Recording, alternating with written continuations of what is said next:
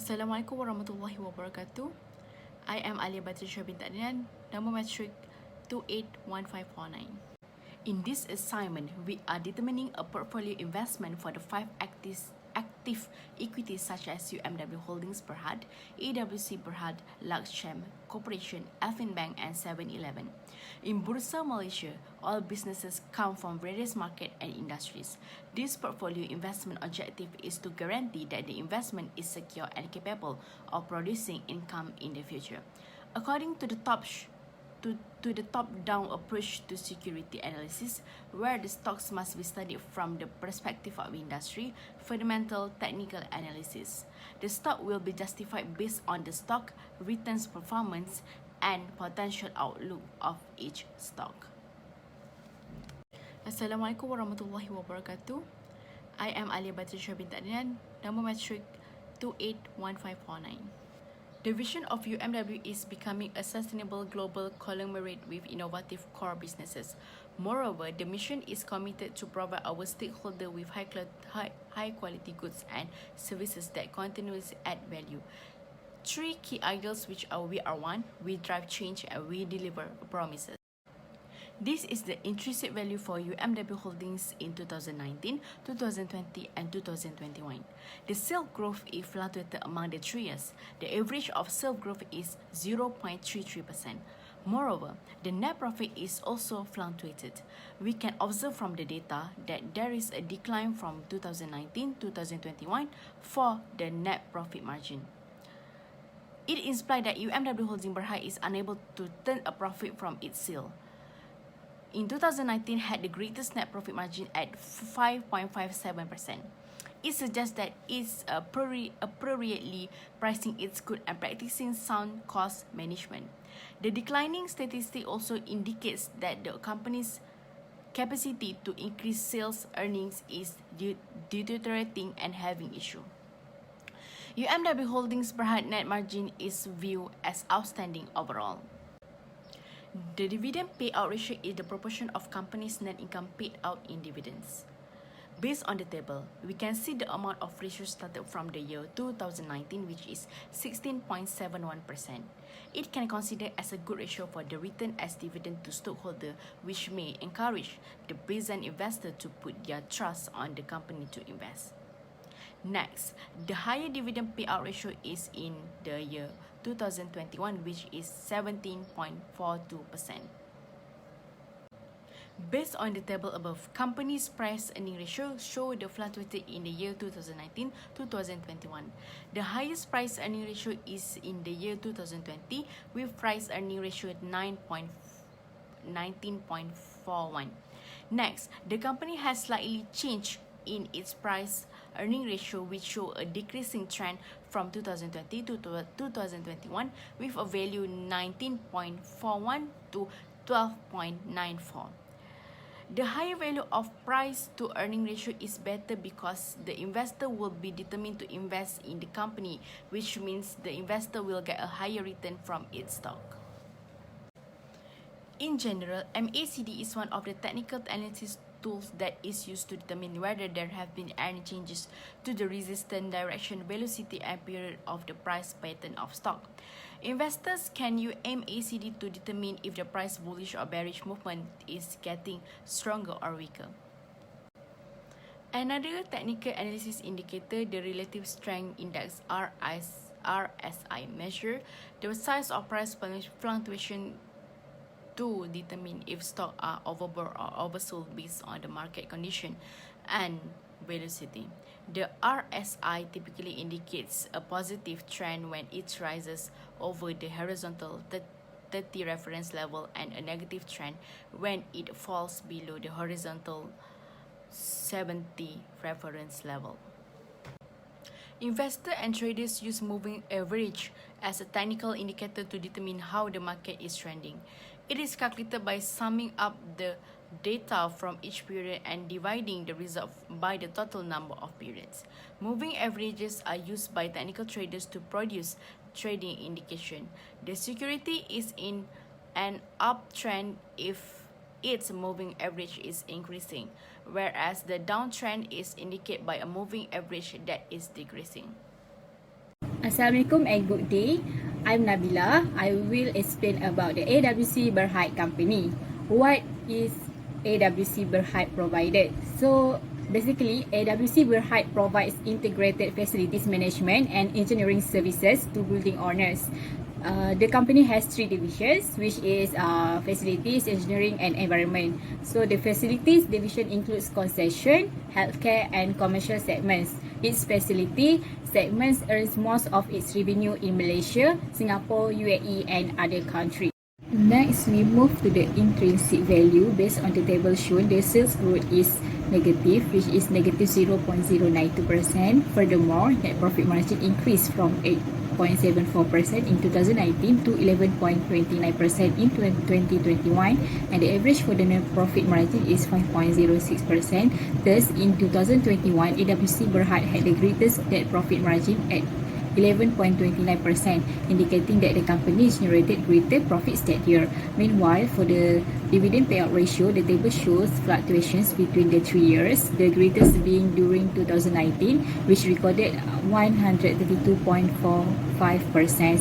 However, the average dividend payout ratio shows a negative sign. From the table, we can see the PE ratio decreased from 112.58 in 2019 to 0 in 2021. However, the average PE ratio showed positively, which is 22 ringgit 0.42 cent. Next, we will move to the technical analysis part. Firstly is moving average, convergence, and divergence.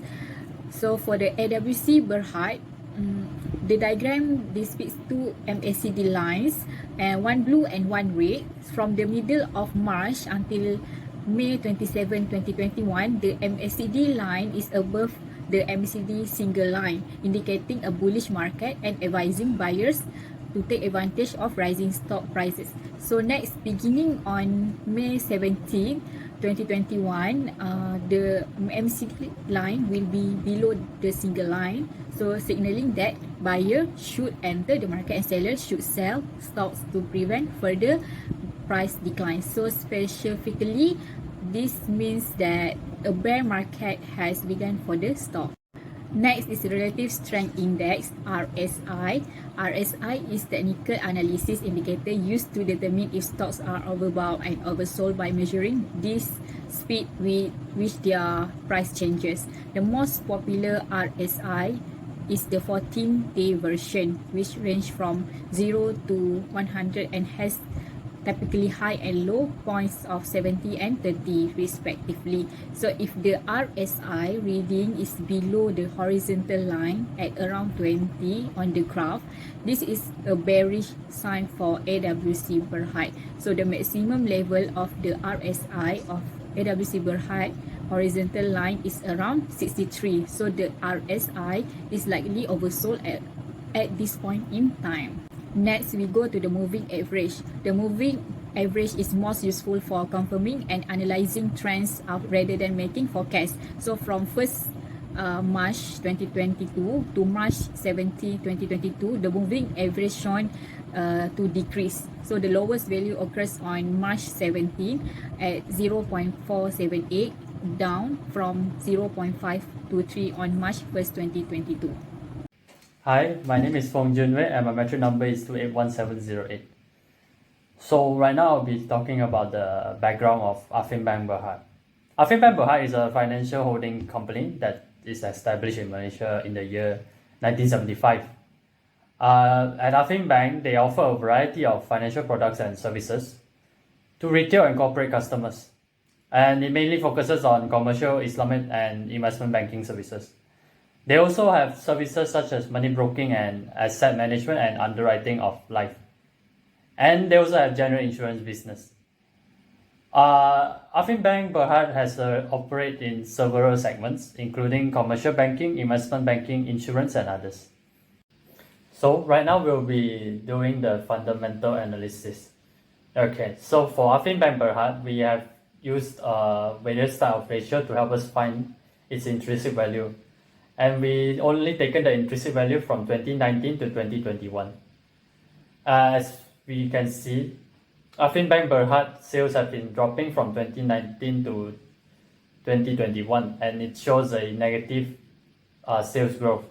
Their lowest sales growth is in 2020 with a negative 19.05%.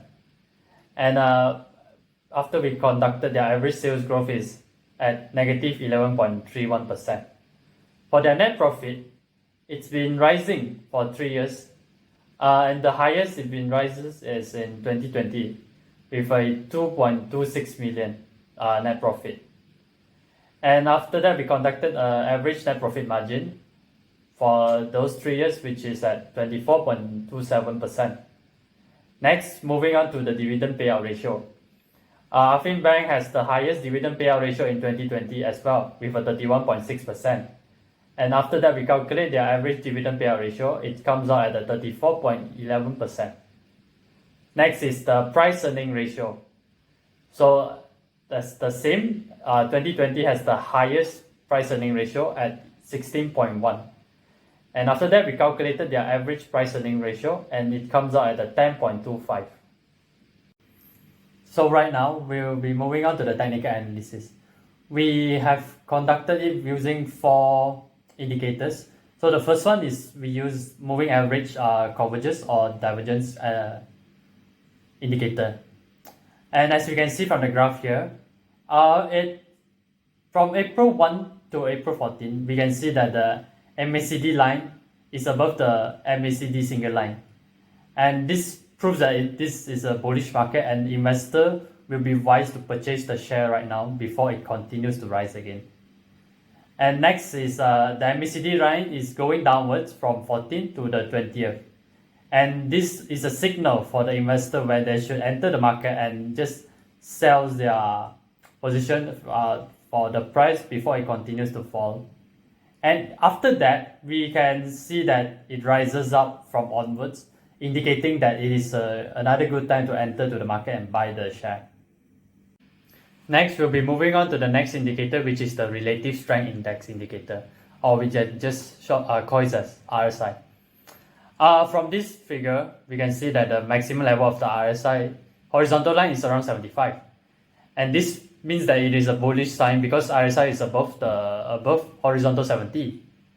And this can consider that the RSI is actually overbought. So many people actually buys the Affin Bank Berhad stocks more right now. After that, we'll be talking about the next indicator, which is the moving average indicator. Based on this figure above, we can see that it is showing a moving average at a upward trend from April 1st, 2022 to May 1st, 2022. And this shows that Affin Bank Berhad has a lot of momentum right now with their stock price. Last but not least, our last indicator is the support and resistance indicator. And if we can, from the graph here, we can see that on April 11 to April 18, 2022, is the best time for investor to buy stock because the stocks break through a line of resistance or ceiling. And this is when investors should really buy the stock because the price is started to fall at this period of time. However, after this period of time, the price will start to indicate another downturn and it might just surpass the floor price. Assalamualaikum warahmatullahi wabarakatuh. My name is Fauza. My metric number is 281450. So today I will be presenting about 7-Eleven Malaysia Holdings Berhad. First of all, I will be introducing about 7-Eleven. So 7-Eleven Holdings Berhad started its first store in Jalan Bukit Bintang, Kuala Lumpur on 9 October 1984. So 7-Eleven become a publicly listed company in Bursa Malaysia on 28 May 2014. So it has been more than 30 years until the company become a public listed company. And then 7-Eleven is the single largest convenience store operator with more than 2,400 stores nationwide, and they serve over 900,000 customers daily. And 7-Eleven has created several unique products such as the chili beverage Slurpee and then the Anda drinking water and Anda natural mineral water. And 7-Eleven also offers a huge amount of convenience to its customers, such as that its customers can pay for their products by using Touch and Go e-wallet or debit and card payments. Next, I will be explaining about the liquidity ratio for 7-Eleven. So, one of the liquidity ratio for 7-Eleven is current ratio. So, how does current ratio works? The current ratio works with the formula of the current assets divided by current liabilities. So, in this case, 7-Eleven current ratio has been increasing from 2019 to 2021. Nonetheless, the current ratio is lower than 1. So, for instance, in 2021, 7-Eleven has 0.81. So this means that every 1 ringgit current liabilities that they owe, the company only has 0.81 ringgit to finance it. So, if, for instance, that every current liabilities have to be paid in a short term, then 7-Eleven has not enough current assets to finance it. So, and then the company will probably be in a big trouble.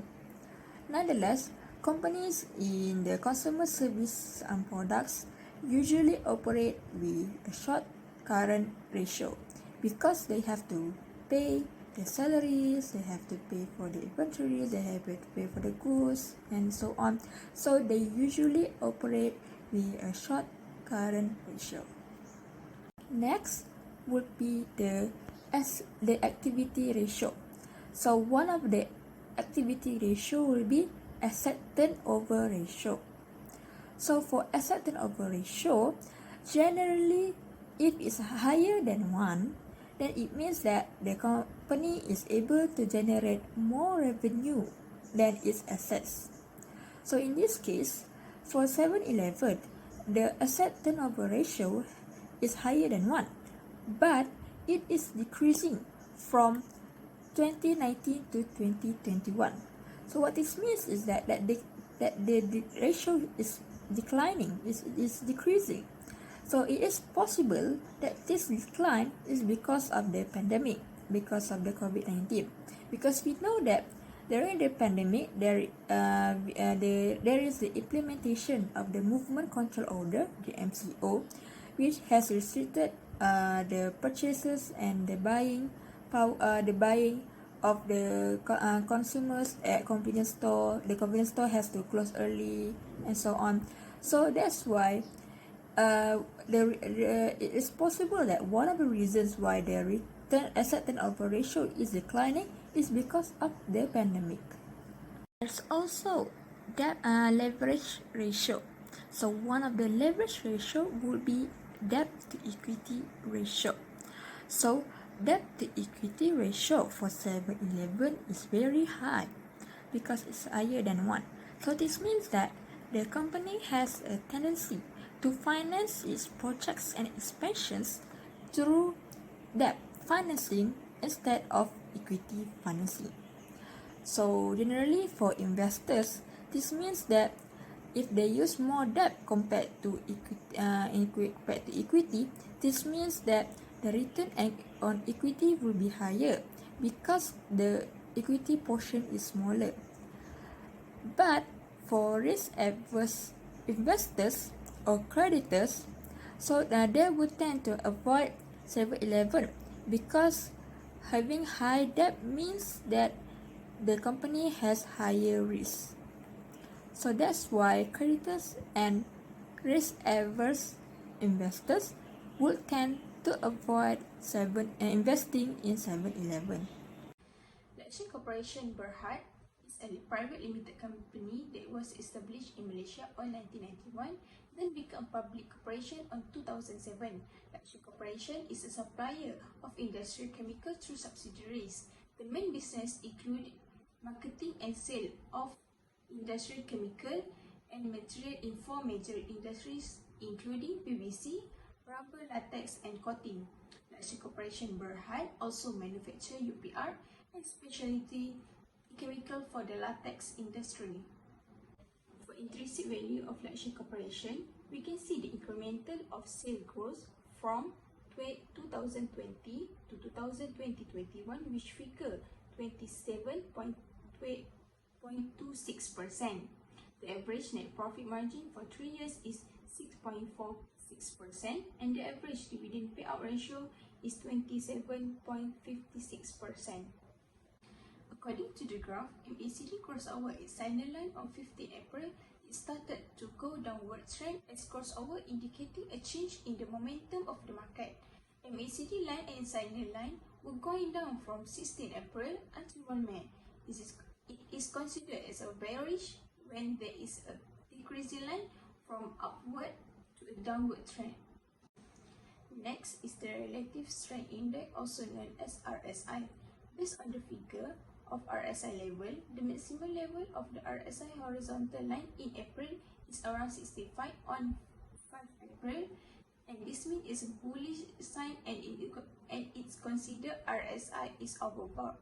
However, RSI level become drop from 68 to 41 on 6 April until 1st of May. We move to the next technical analysis, which is moving average. Based on the graph, the moving average line from 1st of April to 1st of May shows the price of stock for Lakshay Corporation was started to drop on 15 April. This indicates that the market of Lakshay Corporation Berhad are in the bullish trend. And the last one is the support and resistance. Based on the chart, shows the price of Lakshay Corporation is not broken to the line of resistance or ceiling in April, meaning that Lakshay Corporation market is at support level where the price tends to go down.